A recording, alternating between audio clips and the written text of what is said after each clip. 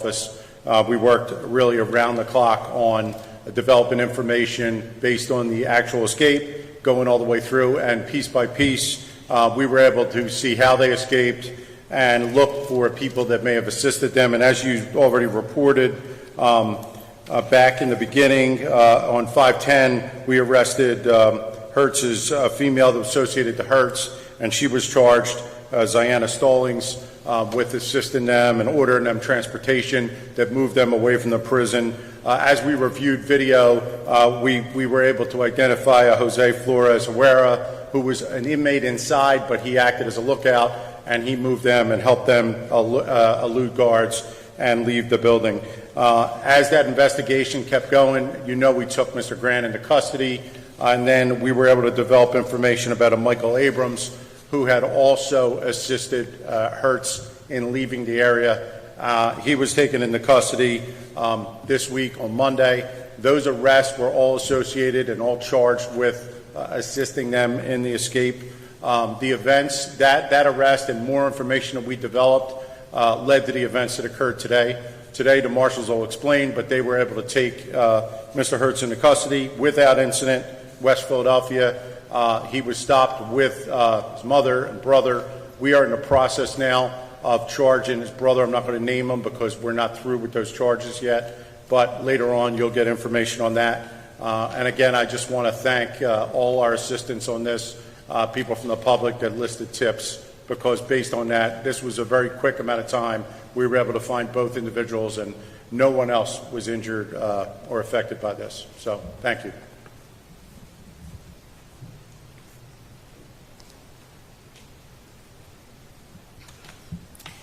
Good morning.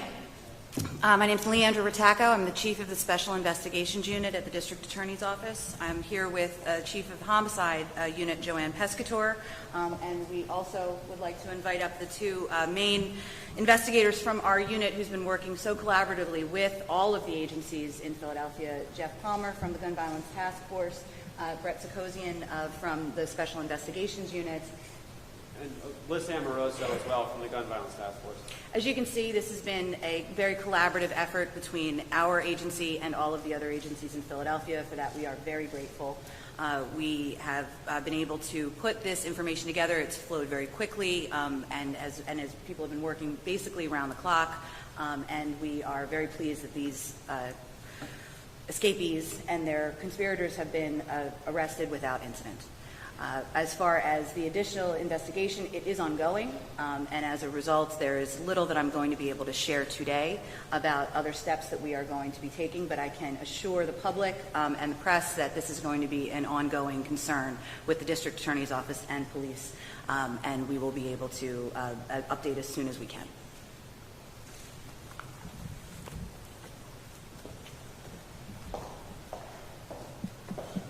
Are there any questions?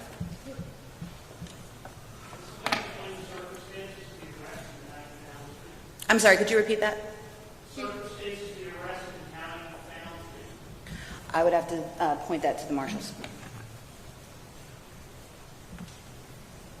Hey, good morning, everybody. My name is Robert Clark, Supervisory Deputy for the U.S. Marshals, Eastern District of Pennsylvania Biocrimes Fugitive Task Force. Like I stated this morning, the Marshal Service is proud to announce after 10 days we were able to take Ameen Hurst into custody this morning in the 6100 block of Washington Avenue. The arrest comes after an aggressive night of negotiations with family members, whereas numerous deadlines were missed to turn Hurst in. So at approximately 0600 this morning at first light, we decided to take an enforcement action.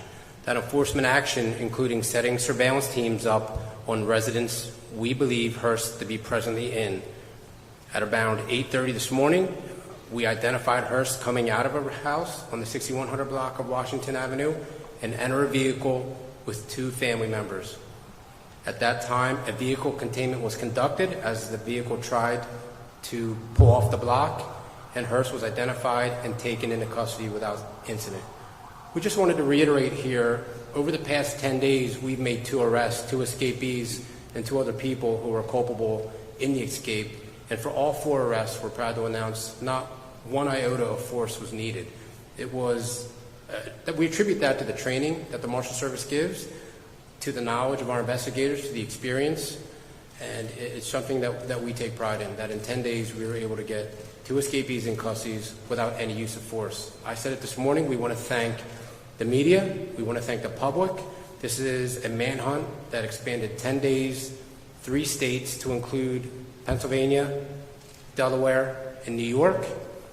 Dozens and dozens of tips that we had to triage, and hundreds of man hours. So we couldn't be happier with the result today. And we're always here for our state and local partners. The Marshal Service Fugitive Task Force around the country, that's what we're here for, to help our state and local partners. And we'll always be here for the surrounding counties, and especially the Philadelphia Police Department, who we've had an exemplary relationship with over the years.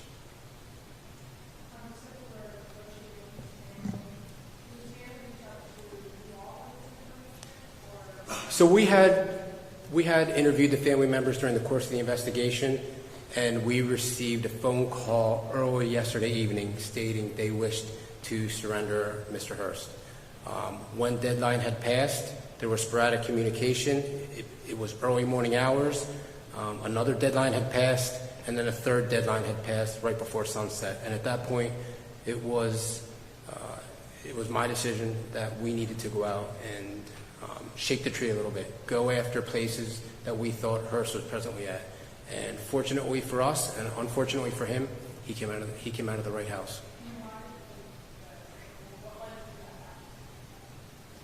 I don't want to say what that is there. It's just good investigative work by our deputy marshals to the Northeast detectives that we had a very close relationship. Captain Jack Ryan was instrumental in his communication with me, and also the District Attorney's Unit. This is one time I can say, or this is a time I can say, that the U.S. Marshals, the Philadelphia Police Department, Homicide Unit, District Attorney's Office, we were all lockstep in our decisions. The information flowed up and it flowed down, and I attribute that to one of the reasons why we were able to get both Grant and Hurst in custody so quickly.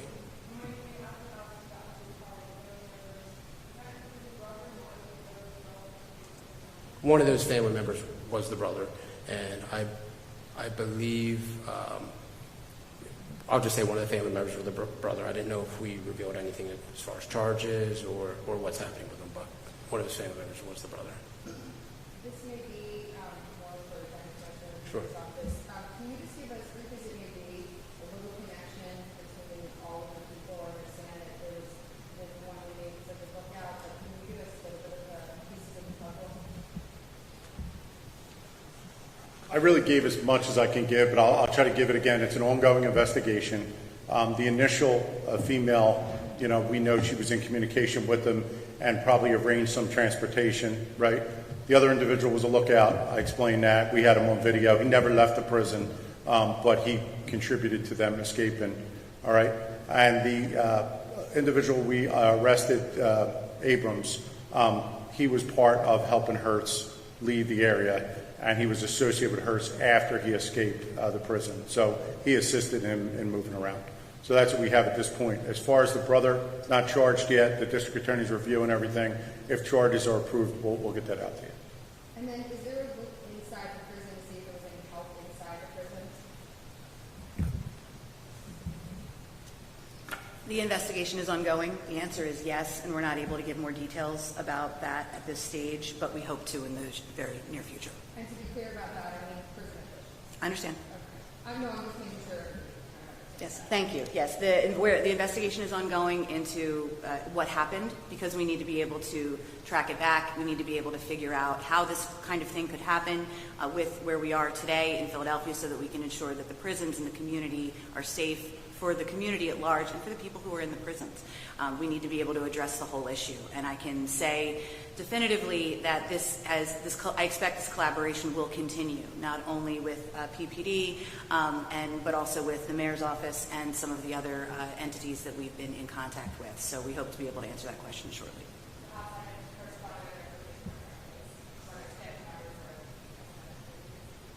The investigation is ongoing.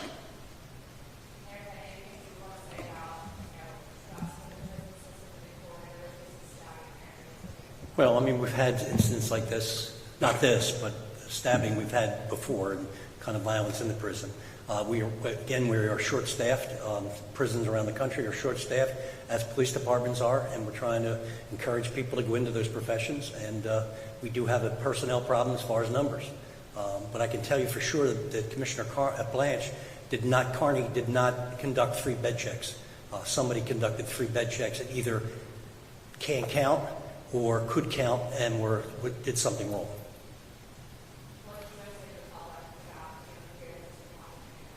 We're under review now with the State Department of Corrections and some of our outside consultant vendors to try to figure out what we can put in place to keep it from happening again.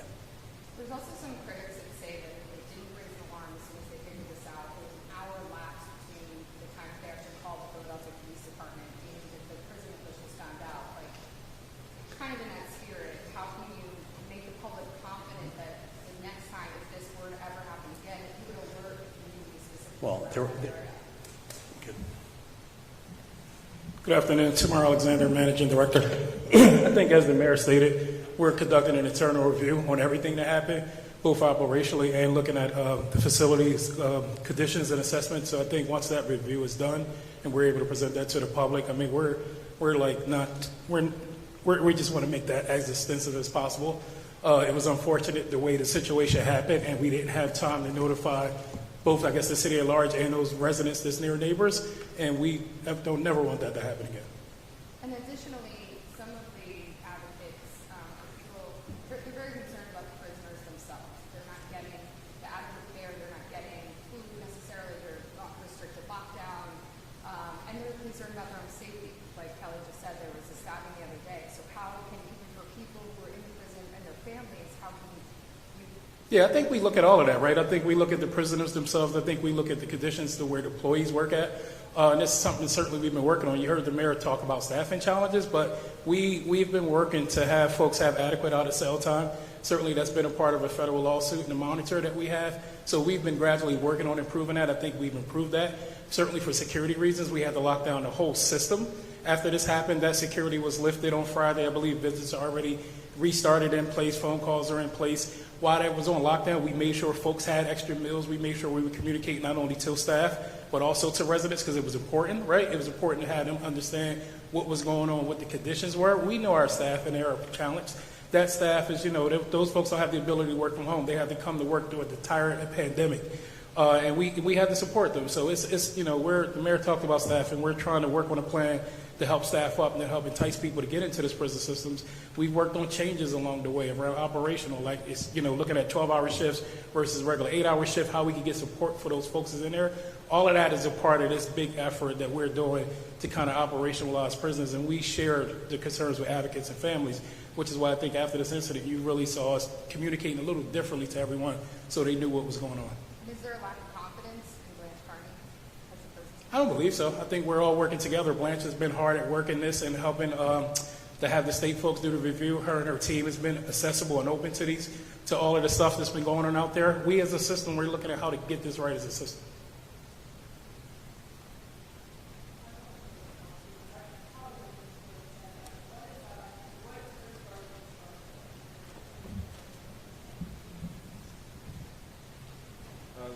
Good afternoon, everyone. Jeff Palmer from the Gun Violence Task Force, Assistant Chief. We're currently reviewing charges right now. It's fair to say he's going to be facing some charges, but what charges those are, we're not able to release right now, but should be able to release that information shortly. I'm not going to share his name until we charge him, but that should be able to be released shortly.